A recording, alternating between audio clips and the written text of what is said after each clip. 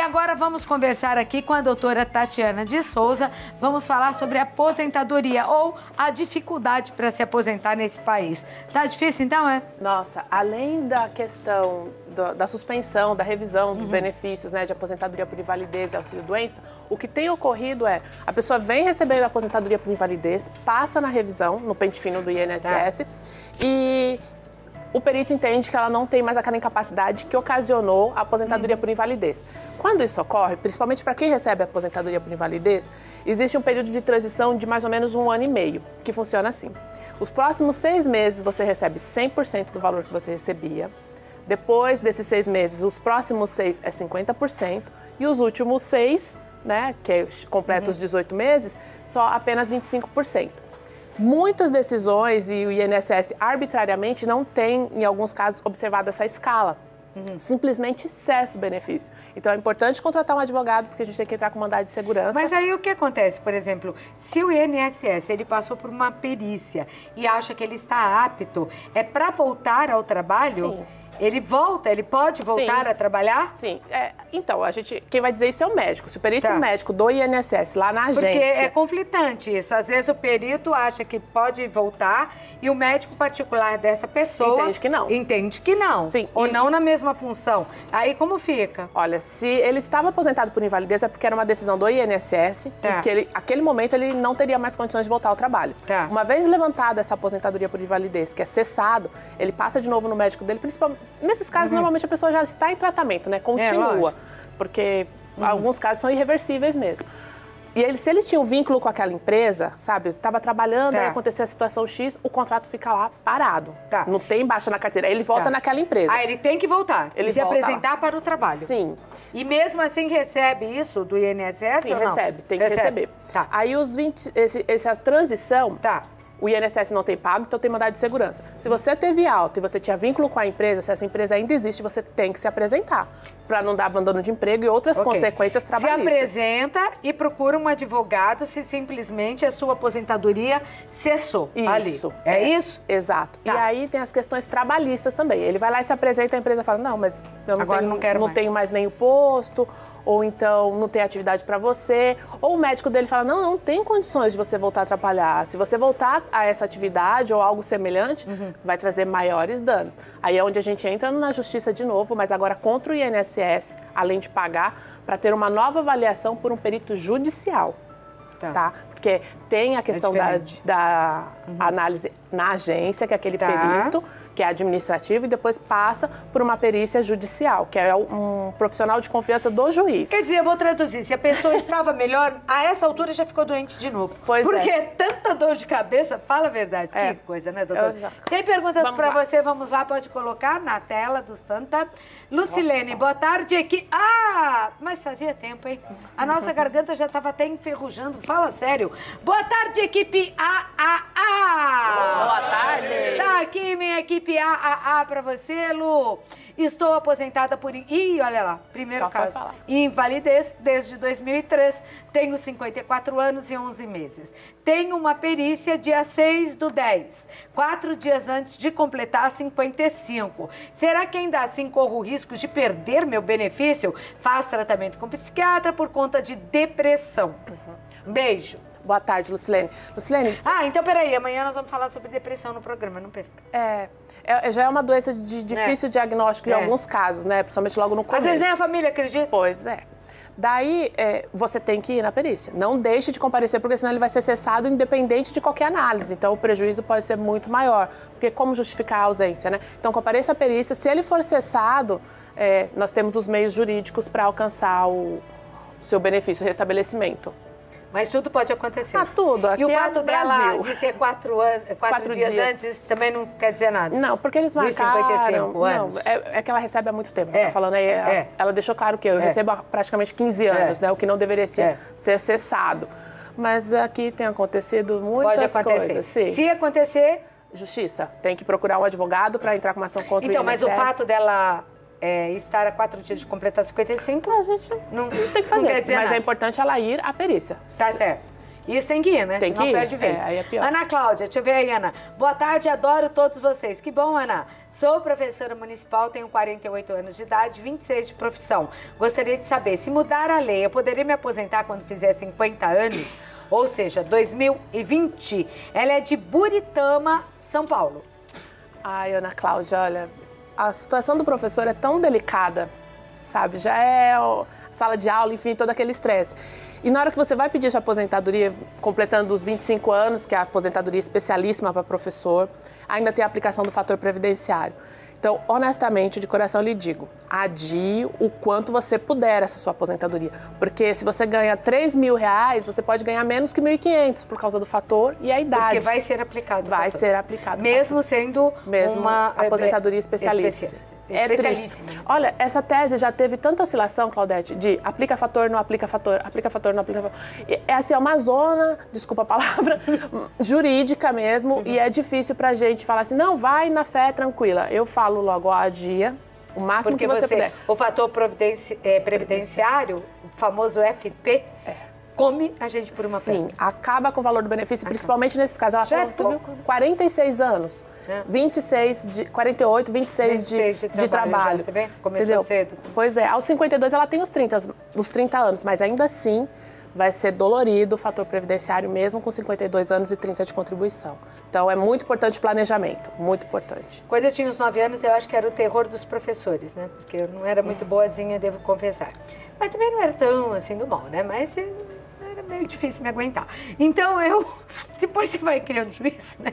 Eu sempre aplaudo o professor, porque se já é difícil criar um, imagine ficar com 25, 30, às vezes 35, que nem filhos são, mas que têm que ser tratados como filhos e até mais, não é? Verdade. E a educação, que é tão importante nesse país. Uma pena, né? Ser tão desrespeitado o professor, a professora.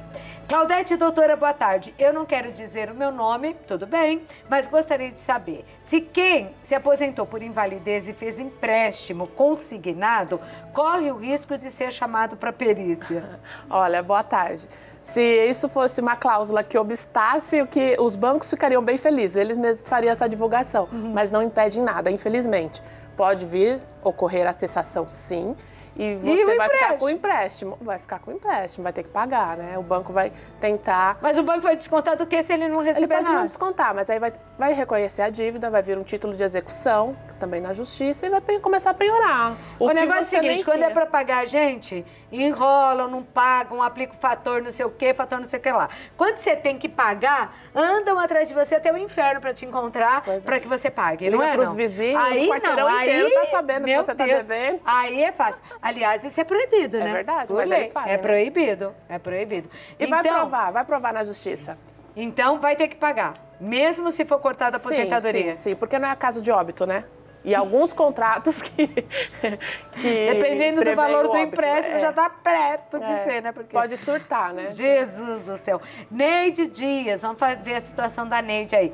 Boa tarde, oi Neide, tenho 60 anos, 15 anos de contribuição. Será que já posso me aposentar? Sabe de onde ela é? Campo Grande, lugar bonito, Mato Grosso do Sul. Oi. Boa tarde, Neide. Olha, faz assim, acabando com Santa Receita, ou então concomitantemente, liga no 135 ou faz o agendamento pela internet. Sim, você pode se aposentar. E corre, não dá mais nem 30 segundos de graça. Já vai pro telefone. Como que ela liga? Para quem que ela liga? Liga no 135 e lá você vai passar todas as coordenadas. Esse 135 é para o Brasil todo? É nacional? Sim, 135. Quem quer se aposentar, liga 135. Auxílio doença, todas as informações que você precisar com relação ao INSS, você pode ligar nesse número, se identifica, tem todo um procedimento que eles te passam. Ou você pode fazer o agendamento também pela internet, que agora tem um site próprio do INSS, a gente pode fazer até um tutorial aqui, vou falar com o pessoal, porque você faz o seu cadastro, aí você tem acesso a tudo, sabe? Coisas que você iria buscar na agência, agora você consegue ter online.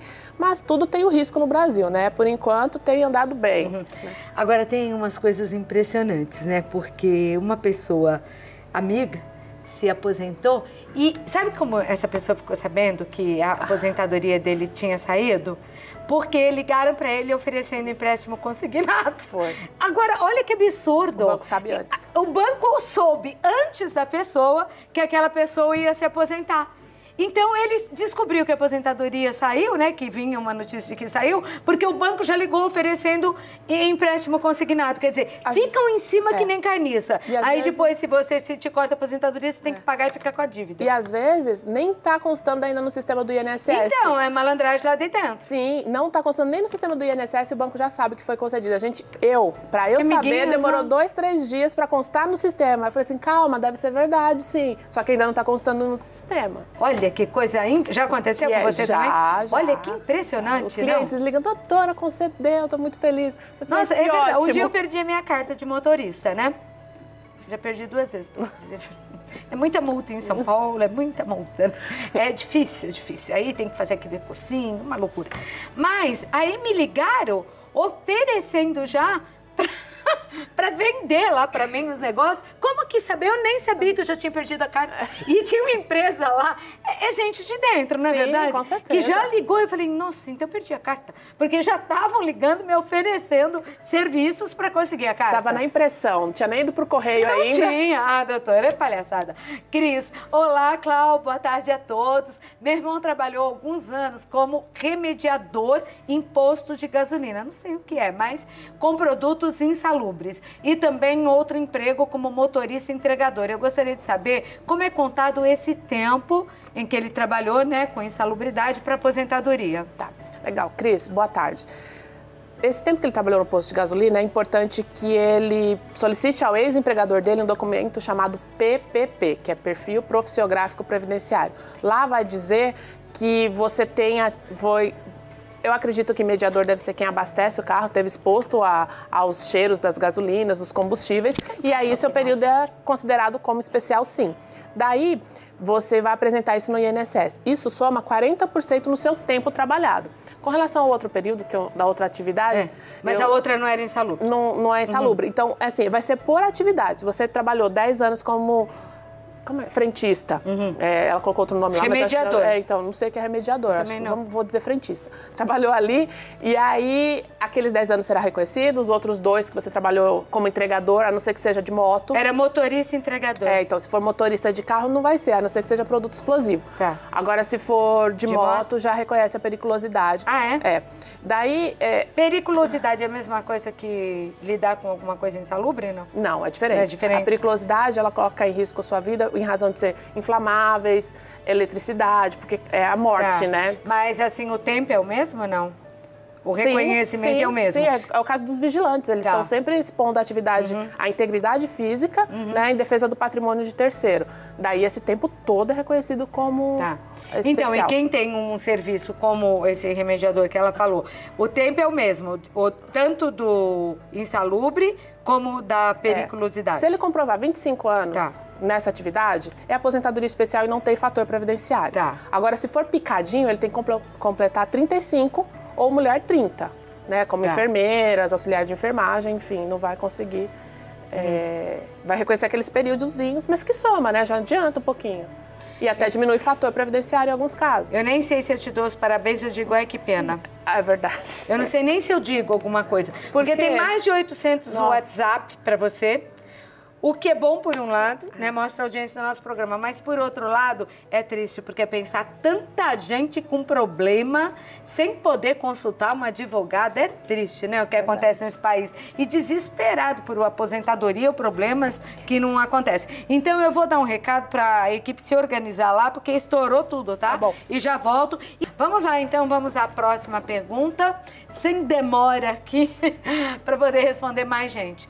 Silvana Maria, boa tarde, Claudete. Oi, Sil. Tenho uma empresa há 18 anos, né?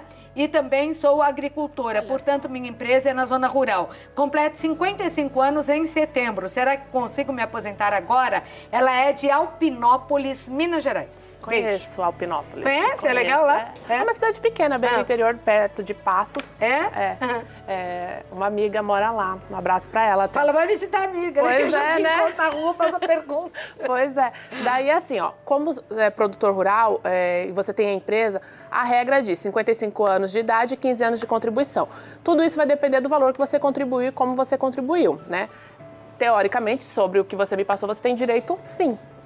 Ok, mais uma pra gente aí, hein, pessoal? É a Fátima. Boa tarde, Santa Receita!